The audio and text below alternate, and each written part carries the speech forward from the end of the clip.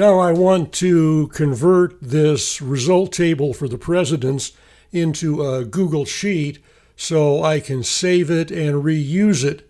And in the previous example with the World War II timeline, I just went up and clicked on Copy, Copy with Headers, and then copied the result table into a blank Google Sheet. I have found that when I try that with the president's data, it doesn't work. All of the data will get crowded into one column in the Google Sheet, and it's unusable in that format, and I'm not sure why that is, but I've learned how to do a different method.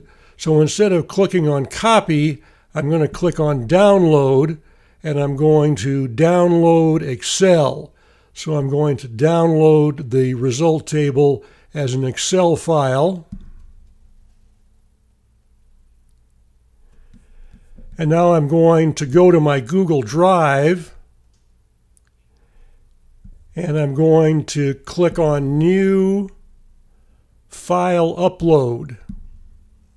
And it'll show me I've got a couple to choose from here, and this is the most recent one. It's got a funny file name, and I can change that later.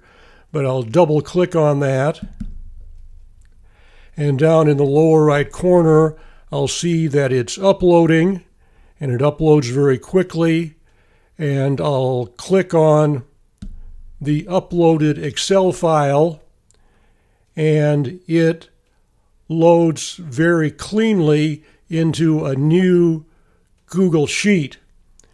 And so in the next video I'll show you what I've done to clean up the data in this Google Sheet so I can use it easily.